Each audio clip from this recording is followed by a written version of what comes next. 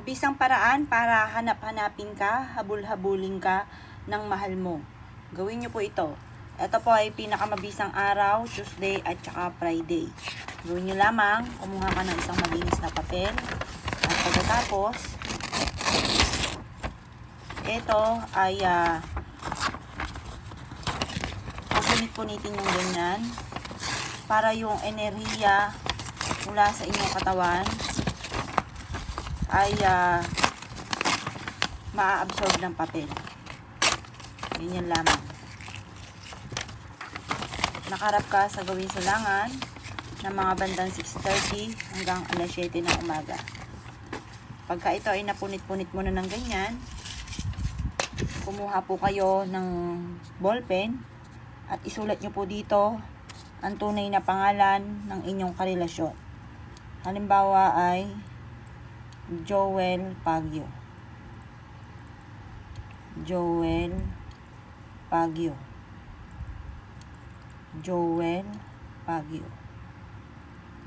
At pagkatapos, ito po ay tutupiin nyo. At tutupiin nyo papunta sa inyo. Sasabihin nyo po dito, ako lang iyong mamahalin, ako'y hahabol-habulin, at ako ang lagi mong iisipin. At pagkatapos, ilalagay nyo po ito dito sa tubig. Yan. At pagkatapos po nyan, kumuha po kayo ng bawang at ilagay nyo po ito sa tubig. Ito po ay gagawin po ninyo ng 7 araw na paglalagay sa ilalim ng inyong higaan or sa gilid ng inyong higaan. Gawin nyo ito pasikreto lamang dahil once may nakakaalam nito, may mga kumukontra, yung mga hindi naniwala, hindi naman lahat ay naniniwala sa ganito. Kaya isikreto nyo na lamang kapag gumawa ka ng ganito. Ito ay tatapon nyo lang makalipas ng 7 araw.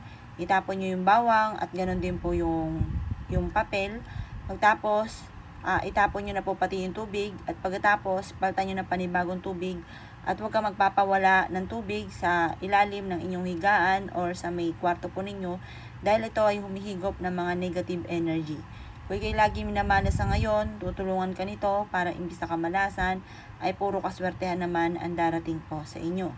Kung naniniwala ka at na-issue po itong gawin nyo na po ito pinaka-the best na araw, Tuesday or Friday.